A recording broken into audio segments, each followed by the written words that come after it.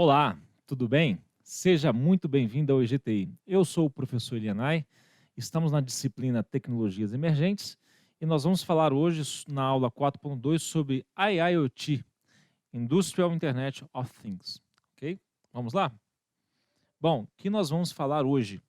Nós vamos falar sobre IIoT, né? Nós vamos falar sobre os benefícios dessa tecnologia disruptiva e nós vamos falar também sobre as aplicações mais comuns ou que se observam no mercado.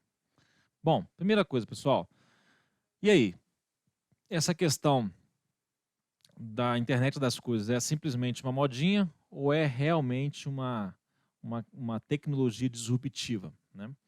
Então, a IoT não se trata de uma modinha, né? Ou seja, algo que vai e se desaparece por pouco e desaparece ao longo do tempo. Na verdade, não. Então, e sim uma mudança, né, um paradigma de como são feitas as coisas, né? Então, a gente falou na aula passada que o IoT são ambientes onde a gente consegue enxergar objetos comunicando, né, sensores gerando dados.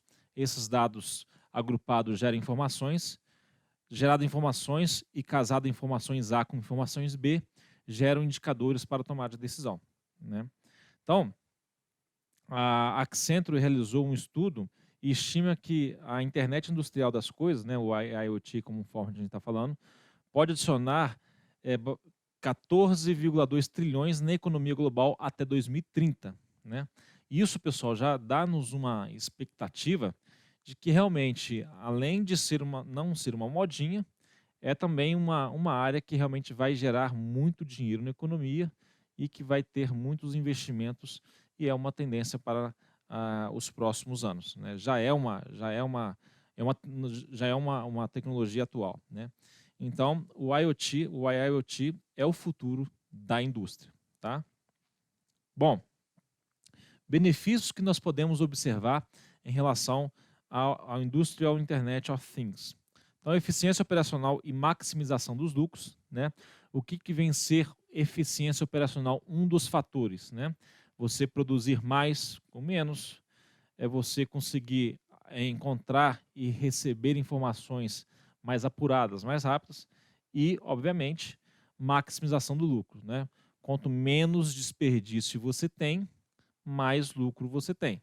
É a matemática básica aí da questão do preço das coisas, o preço de venda, preço dos elementos, né? A formação dos negócios.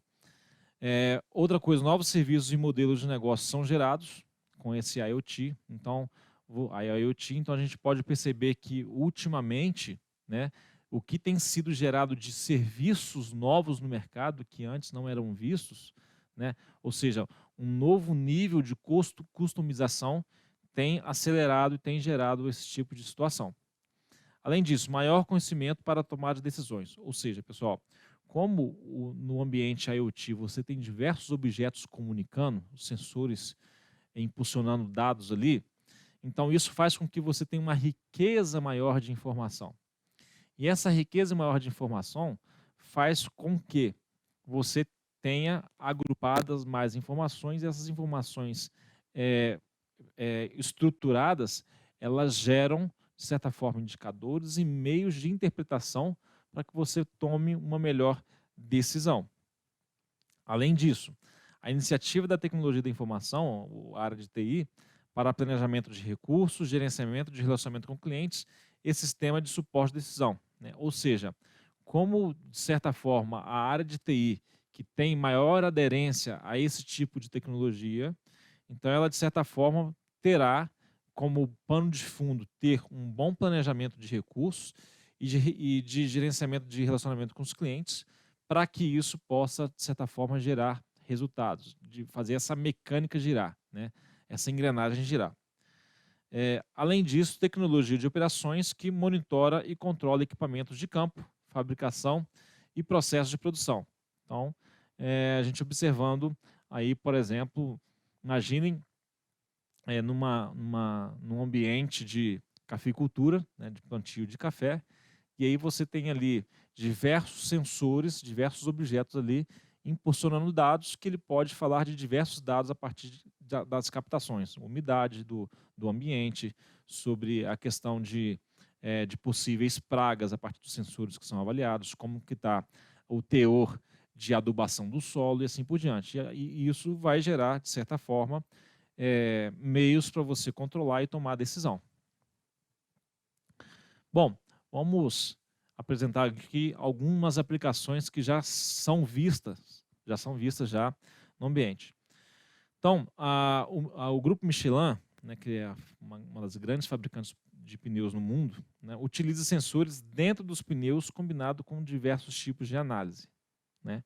Então, o que promove esses sensores lá? Então, desse modo, os dados gerados permitem ensinar aos motoristas de frotas de caminhão como economizar combustível, né? Ou seja, ele vai emitir dados ali de como que ele está fazendo o seu processo de dirigibilidade e ele vai falar se você está entrando muito, a forma como você está entrando numa curva, e isso de certa forma está fazendo você ter maior frenagem ou maior velocidade para desgaste de pneu ou não. E aí ele vai começar a te trazer informação de uma melhor forma de dirigibilidade para você aumentar a vida útil do pneu e, obviamente, diminuir o consumo. Então, de certa forma, isso gera informação para um aplicativo, né, esses sensores que conversam com o aplicativo de celular, né, numa base de dados num celular ou qualquer outro tipo de interação. Então, é uma das aplicações que já vemos isso no mercado. Ainda falando sobre pneus, né, pequenos sensores e um módulo de conectividade, o Consenso, né, que é uma empresa, esse produto, perdão, é capaz de monitorar diversas informações a respeito de si próprio, né, como, por exemplo, pressão interna, temperatura e nível de desgaste e outros tipos de informação, e enviar tais dados para um servidor na nuvem. Esse envia para o servidor na nuvem, isso processa de alguma forma e reflete esses resultados na palma da mão em relação ao aplicativo ou outro tipo de situação, tá? Então nós temos aí pneus inteligentes da Pirelli, são a prova de que o IoT é uma tendência sem limites. Então, mais uma vez, reforçando que não é simplesmente uma modinha. Outra coisa que nós podemos observar também, manutenção, né? A gente pode falar sobre manutenção inteligente ou manutenção preditiva, né? E aí, como é que a gente pode atuar, né? Enxergar como isso pode gerar resultados, né? Então, com a manutenção preditiva, grande parte das incertezas numa avaliação de uma situação de equipamento, de uma falha e assim por diante, é removida porque as decisões de manutenção podem ser feitas com base nos dados históricos e em tempo real da própria máquina. Então, nós temos vou elencar aqui 3 tipos de manutenção, né? Nós temos a manutenção uma das mais conhecidas, que é a manutenção corretiva, que é aquela que você, de certa forma, estrategicamente deixa gerar a quebra para depois fazer a troca do elemento. Por exemplo, em muitos casos, não se compensa você fazer uma troca de lâmpada preventivamente. O custo de fazer uma manutenção preventiva numa lâmpada é muito maior do que simplesmente deixá-la queimar, né? Deixar ela consumir conforme a vida útil dela. Sai mais barato você esperar ela queimar, assim que ela queimou, você vai e repõe, né?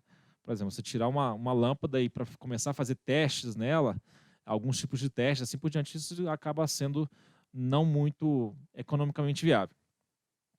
Claro que existem casos. Você não vai fazer a mesma coisa com o motor, esperar o motor fundir por falta de óleo para depois trocar o motor. Então, para isso existe a manutenção preventiva. E aí o que vem a ser manutenção preventiva? É onde você, a partir de um cronograma, a partir de uma base de histórico de dados, de outros tipos de intervenção, você planeja-se de tempos em tempos intervir no equipamento, né? Então, por exemplo, num automóvel, motor de carro, dependendo do tipo de motor, de 5 em 5 mil quilômetros, você troca o óleo lubrificante do motor, né? Ali dentro do motor tem as engrenagens, pistões, assim por diante, e como há um atrito constante de metal com metal, então para que ele possa deslizar, né, porque ali vai gerar muita temperatura, então para ter um melhor deslize você tem então o óleo lubrificante e ao ao lado externo da parte dessa câmara, tem um processo de arrefecimento que vai fazer a troca de calor, né? Então, você tem ali nesse momento a questão do motor que tem o óleo lubrificante, que ele vai permitir um melhor deslize, né, das faces dos metais, né, dos componentes ali, das engrenagens e assim por diante. Então, esse óleo ele tem uma vida útil, né? Então, preventivamente, quando chega-se próximo a 5.000 quilômetros rodados, por exemplo, dependendo qual que é a recomendação do fabricante, você troca o óleo, porque não compensa economicamente você esperar o óleo todo desgastar, perder a viscosidade, a propriedade dele de lubrificação, para depois talvez trocar até o motor todo, né? Então existem casos e casos. E existe então a terceira tipo de manutenção, que é a preditiva, né? O que vem a ser a manutenção preditiva? A manutenção preditiva é aquela manutenção inteligente que ela, a partir de estudos de informação no equipamento que você consegue coletar ao longo do tempo, seja por sensores e assim diversos tipos de extração de informação, ele consegue ali literalmente avaliar qual que é a probabilidade útil do elemento, seja um elemento como um óleo lubrificante, se está na hora ou não de trocar, ou se há alguma impureza no óleo lubrificante, né, que entre atrito entre as partes está gerando impureza no óleo lubrificante, e ele acusa que há uma impureza, então que é conveniente você trocar antecipadamente para isso não gerar outros tipos de anomalias. Sobre possíveis trincas num ambiente onde você tem muito atrito, ou então muito esforço, né?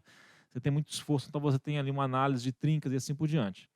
Então, o IoT ele pode, né, proporcionar esse tipo de situação num ambiente onde você pode atuar, por exemplo, na manutenção como manutenção preditiva.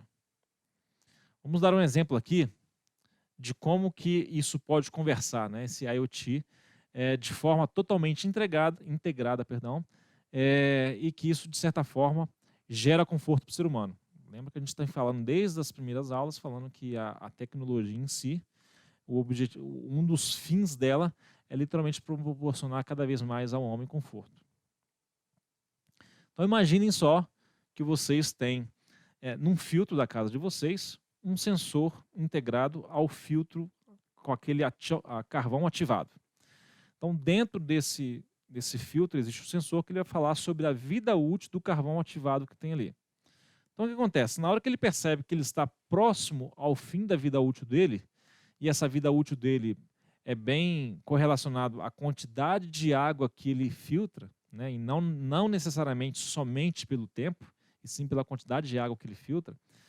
Então, quando ele percebe que ele está próximo ao fim da vida útil, ele emite um sinal, e esse sinal ele manda lá para o centro de onde é a fábrica desse filtro, ou no centro de distribuição, automaticamente. Mandou um sinal, a fábrica, a empresa, o revendedor, disponibiliza esse filtro para a transportadora. A transportadora disponibiliza, em conjunto com o start de informação junto com a fábrica, né, com a revendedora, já aciona um manutentor, né, um profissional qualificado, para ir já realizar a manutenção deste item na sua residência. E, obviamente, ele vai fazer o quê? Ele vai trocar este filtro. Isso tudo, pessoal, você também pode, você nem precisa startar, você só acompanha como que está o status disso aí, sem você ter que fazer qualquer intervenção.